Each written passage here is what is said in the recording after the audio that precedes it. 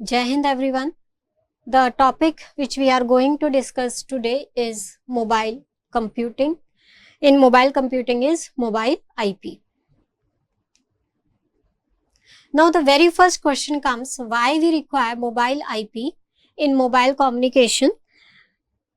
Although we already having IP addressing scheme and how the systems communicate over the network, we are already having TCP IP available with us.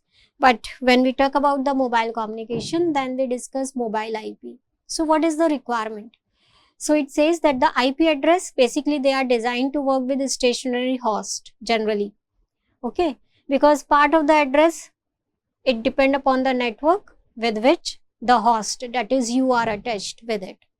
So your IP address is depending upon that factor, and generally we say IP address, we talk about the stationary host.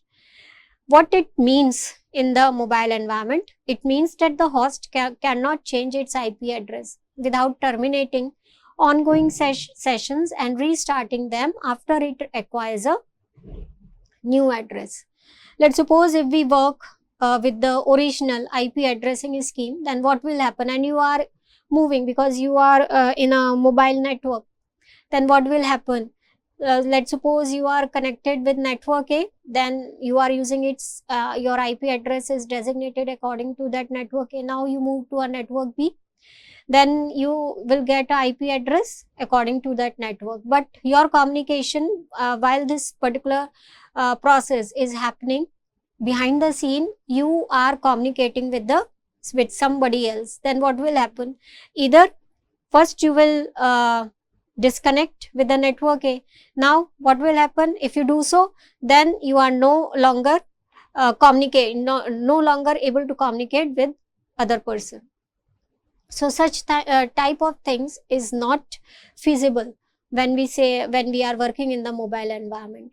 Other link layer mobility solutions, they exist but are not sufficient enough for the global internet.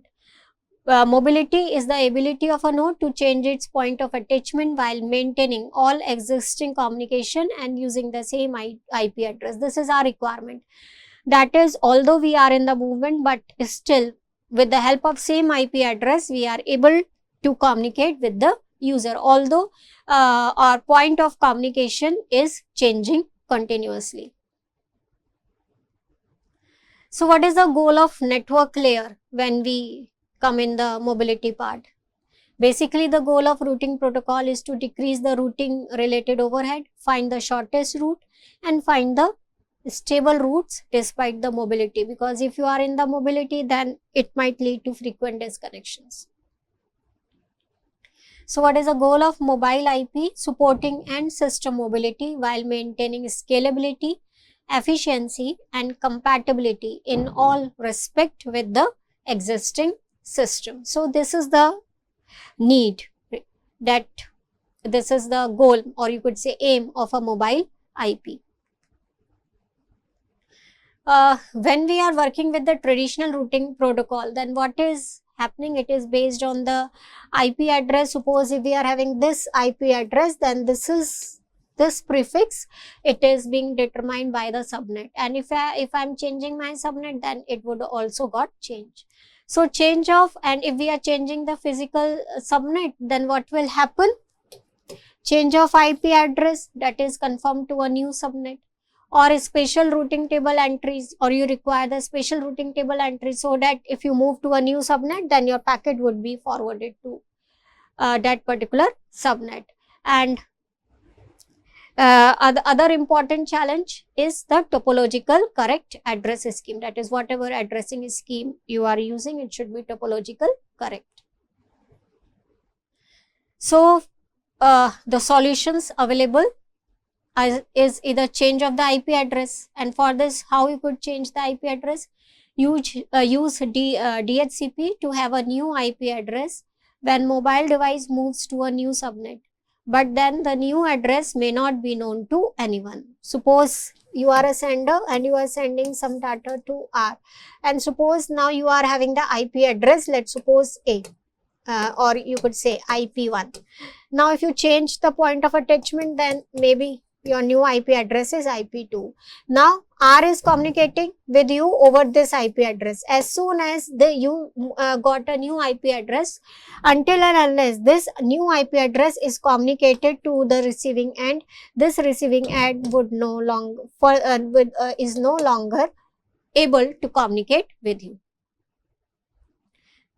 Take the help of DNS to update the entry, but DNS updation takes long. That is, if you are making the updations, then it is a time taking process. TCP connections might break in this case, and they always break, and due to this security problem may come into picture. Another solution, that what if we change the entries in the routing tables? What will happen?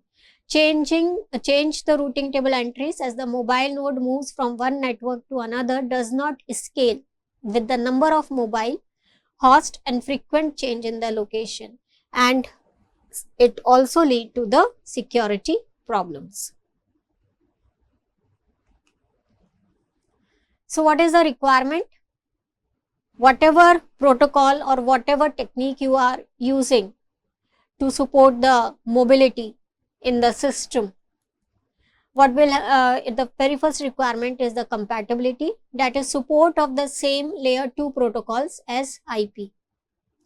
No changes to current end systems and routers are required. That is, whatever a new system you are building, your already the end systems which are currently running and the routers, no changes are required in their hardware or software part. Mobile end systems can communicate with fixed systems. And if we talk about the transparency, what it demands that the mobility should remain invisible for many higher layer of protocols and applications.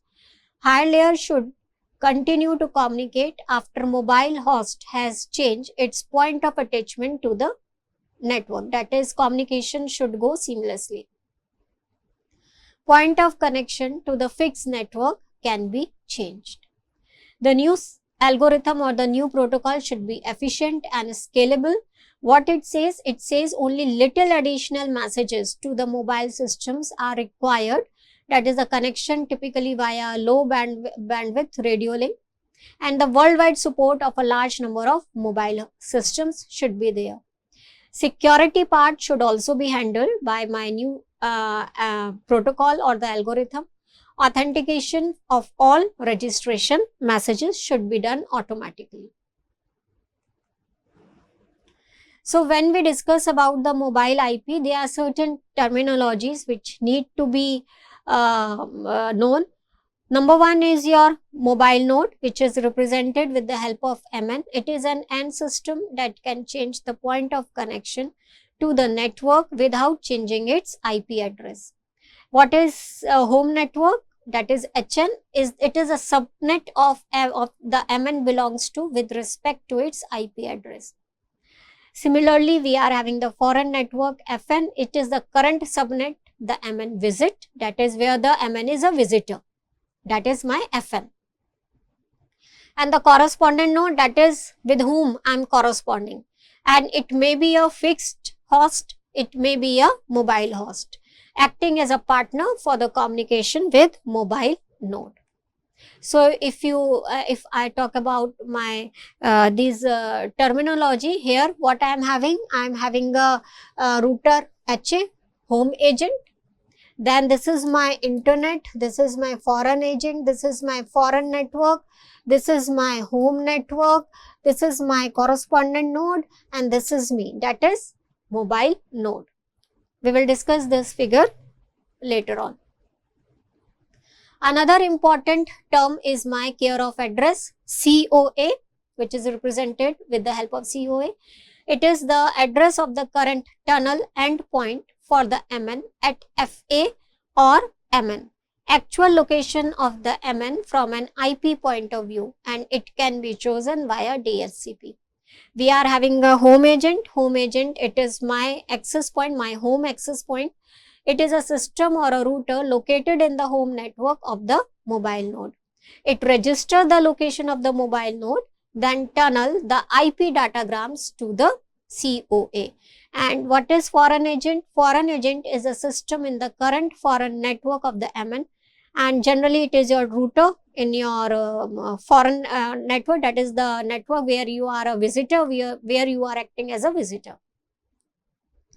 Typically the default router for the MN, and it provides COA, that is care of address. So basically what it means, if I look at this figure, this is my home network, clear, and I am connected. This is MN, this is my IP address in my home network, this is the foreign network. Now this foreign network, it is having its home address. Home address, basically when you are moving, let's suppose you are moving from here to here. So here your IP address would act as a home address, and it is no longer be visible to other communicating nodes. Now the other communicating nodes would be working on this, that is when they are communicating with you, that at that time it is communicating with your COA, that is care of address, and it is being defined with the help of your new subnet mask. And who is the provider of this COA? It is my you could say foreign agent present in this foreign network. So another way, in other terms, what this figure is showing, this is my home network, this is my MN, okay, this is my HA, this is my foreign agent, this is foreign network, and who is providing me COA? COA is being provided by your FA, that is foreign agent. In internet routing, a COA, it is a temporary IP address for a mobile node that enables message delivery when the device is connecting from somewhere other than its home network. The care of address, it identifies a mobile node current point of attachment to the internet and make it possible to connect from a different location without changing the device home address, that is the permanent IP. This what we have seen, that we are not changing its permanent IP address. It is remaining as it is. But what is happening, whenever this mobile node is moving to a new network, or you could say a foreign network, then what is happening, a new temporary IP address is being assigned, and this temporary IP address is known by the term COA.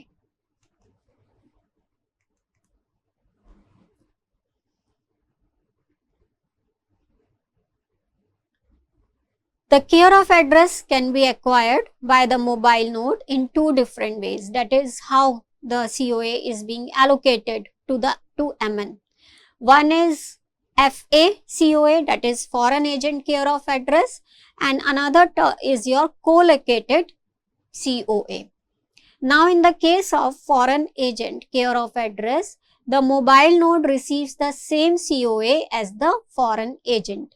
All mobile nodes in the foreign network are given the same COA, that is FA. Generally it is my router in this case, and this router address is being assigned as COA to all the MNs who are acting as a visitor in that network. Another mechanism is my co-located care of address. In this, each mobile node in the foreign network is assigned its own COA, that is every mobile node is having a unique COA, and it is generally allocated with the help of DHCP server. This might happen in a network where the foreign agent has not been deployed yet. Now the question comes, how the delivery of packet is being done in this environment. Clear? So if you look at the figure, number one is sender sends to the IP address of MN. Clear? So what is happening here? This is my corresponding node. It is sending some data to MN. Now CN is aware of the actual IP address of this MN. So what will happen? When it is routing the packet in the network, it is attaching the destination IP address of my MN, that is its actual IP address. So due to this, what is happening? My packet is routed to HA. Now what will happen next? HA will intercept the packet and find out that the MN is no longer available in its home network. So it tunnels the packet to COA by encapsulation. A process happen in the system, that is our encapsulation process. We will see later on what is encapsulation. And the packet, my HA, what it will do? It will reroute the packet to FA, that is COA. Now FA will receive the packet and it is aware that the MN is connected to its network, so it will forward the packet to MN. Now when MN is corresponding with CN, then sender sends to the IP address of receiver. FA becomes the default router. How? Because when it is forwarding the packet, it is attaching its source IP address when it is sending the packet to CN. At that time, source IP address is my COA. Now what will happen later on? When CN corresponds with MN, it will correspond directly to my foreign agent.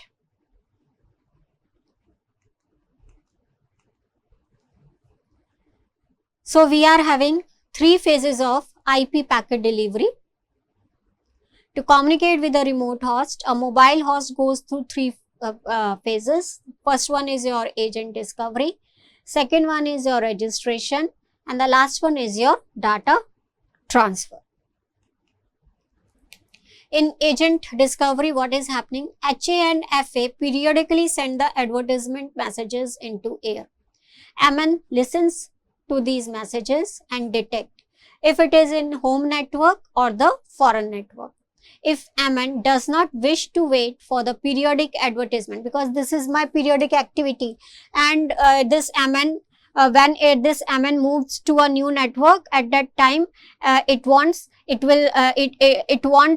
COA immediately. Then what will happen? If it does not wants to wait for the periodic advertisement, then that is my MN, it sends the agent solicitation messages that will be responded by HA or FA. That is in the first thing is HA and FA, they are periodically sending the advertisement message, and another concept is agent solicitation message. Now when HA receives the agent solicitation message, it will reply to MN. Now MN gets to know that it is working in the home network. But if the agent solicitation message, it is being replied by the FA, then MN comes to know that it is in the foreign network.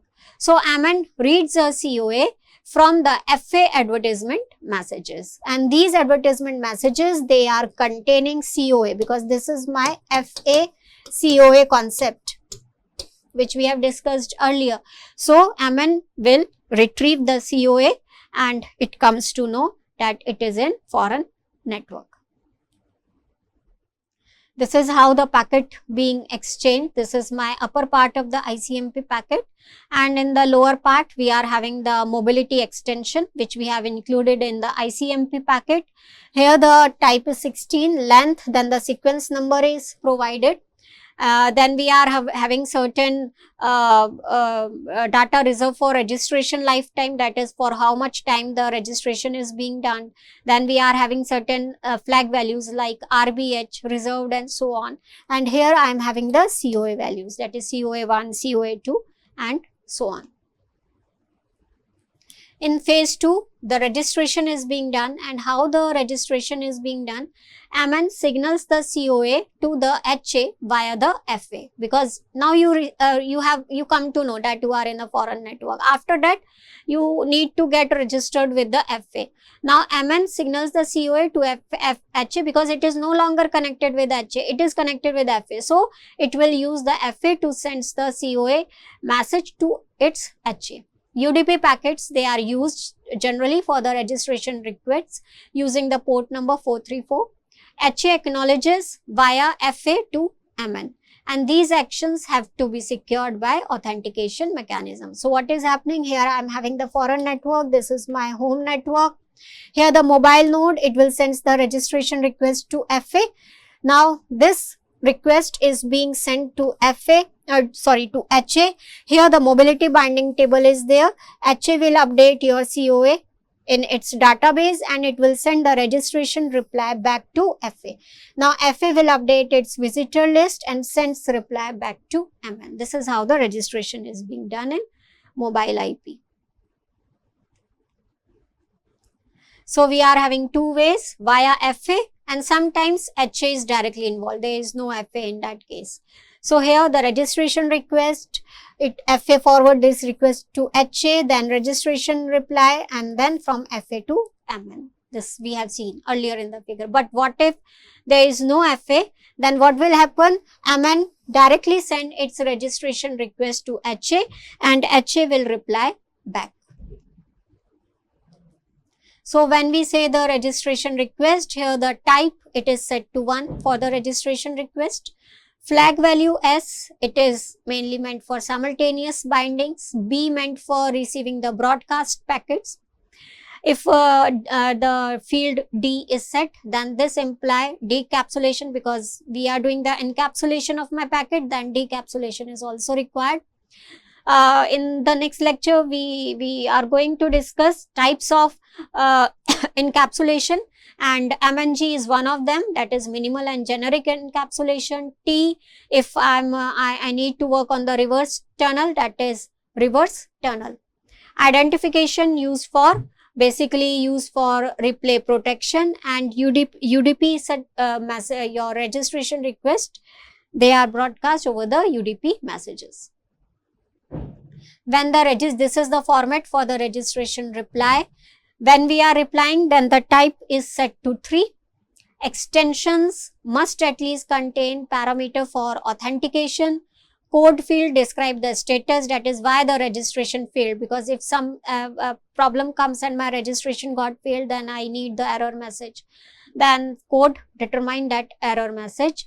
And why the registration failed, what are the reasons? Authentication might, your authentication might got failed, or ID got mismatched, or there is an unknown HA problem. Now my third phase is data transfer or IP packet delivery phase. Now what will happen in this? CN sends a packet as usual to IP address of MN. The HA intercepts the packet, knowing that MN is currently not in its home network, and the forwarded into the subnet as usual, but encapsulated and tunneled to the COA. FA now decapsulates the packet and forwards the original packet with CN as source and MN as destination to MN. The MN sends the packet as usual with its own fixed IP address as source and CN address as destination. Again, the MN mobility is not visible to correspondent node. This is what being done, that is, let's suppose my mobile node moves to this foreign agent. Now the correspondent node, it will send the packet to router HA. Now router HA, while forwarding the packet to the FA, it will encapsulate, that is, this is my original packet and here COA is attached. Now this packet goes to router FA. This router FA, it will decapsulate the packet, it will remove the COA part from this and forward this decapsulated packet to the mobile node. This is being reflected in this figure also, that is sender sends to IP address of MN. HA intercept the packet with that is proxy ARP being used. Then HA tunnels the packet to COA, that is this link. This is termed as tunnel. It is known as tunnel in mobile IP. HA tunnel packets to COA, where FA, here FA by encapsulation, that is instead of original packet, we are sending encapsulated packet.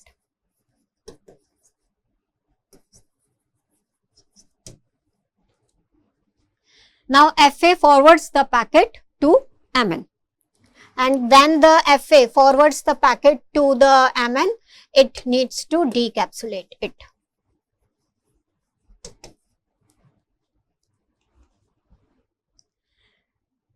After receiving the packet, MN is sending the reply to CN. At that time, MN is aware the actual IP address of my CN. So, it will send the data directly to my CN instead of using this route.